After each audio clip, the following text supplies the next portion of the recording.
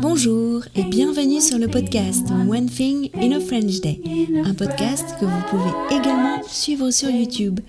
Aujourd'hui, mercredi 2 avril 2025, cet épisode, le numéro 2492, s'intitule « Sur les traces des impressionnistes, le bus 164, aventure à Argenteuil, deuxième partie ».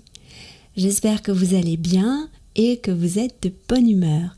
Je m'appelle Laetitia, je suis française, j'habite près de Paris et je vous raconte au travers de ce podcast un petit bout de ma journée.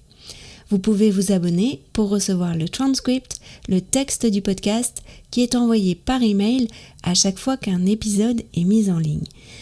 Sur les traces des impressionnistes, le bus 164. Samedi, il y avait une nouvelle compétition de Kung-Fu. Nous étions quelques-uns à vouloir tenter l'aventure, surtout ceux qui n'avaient pas pu venir à Lyon parce que cette nouvelle compétition se déroulait à Argenteuil. Ce n'est pas facile d'enchaîner deux compétitions, mais j'y ai vu une opportunité, celle de faire enfin mon enchaînement à l'épée sans me tromper. Julien ne participait pas, mais il nous a accompagnés comme coach. Un coach, ça change tout.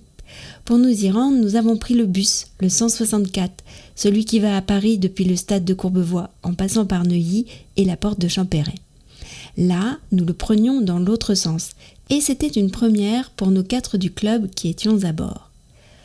Quand la Seine traverse Paris, elle fait ensuite des boucles en direction de la Normandie, ce qui fait que nous traversons la Seine au niveau du pont de Levallois, mais aussi en direction, justement, d'Argenteuil. Argenteuil est une assez grande ville que l'on aperçoit au loin car elle se situe sur une colline. C'est aussi une ville que les impressionnistes ont rendue célèbre. Claude Monet, Caillebotte, Manet, entre autres.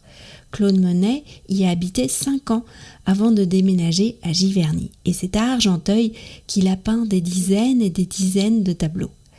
La maison de Claude Monet à Argenteuil se visite. Même si elle n'a plus aucun tableau originaux à montrer, on y vient pour humer l'esprit des lieux, comme j'ai lu dans un article. C'est sûr, je vais y aller, surtout qu'il y a une reconstitution du bateau atelier de Claude Monet, un vieux bateau qu'il utilisait pour peindre directement sur l'eau. Samedi, quand le bus a passé la Seine par un pont étroit, le pont de Colombes, j'ai aperçu au loin le pont d'Argenteuil, souvent peint par les impressionnistes. Il est toujours là, en 2025, et ailleurs dans le monde, depuis longtemps, au sein des musées. Après le pont, l'ambiance change beaucoup. Les immeubles en briques sont moins hauts, sont plus abîmés, les maisons ont des jardins avec des arbres en fleurs, certaines sont belles, d'autres semblent abandonnées. Le bus monte une rue en pente, les quartiers sont populaires, et tout à coup, c'est la gare d'Argenteuil sur un plateau. C'était assez animé le samedi matin, il faisait beau.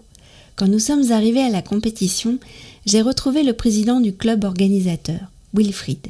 Je l'ai interviewé en décembre pour le podcast de notre club. Il allait juger tapis 1, là où je devais passer. One Thing in a French Day, c'est fini pour aujourd'hui. Je vous retrouve vendredi pour la suite et fin de cette aventure à Argenteuil. Je vous souhaite en attendant une belle fin de semaine. À bientôt, au revoir.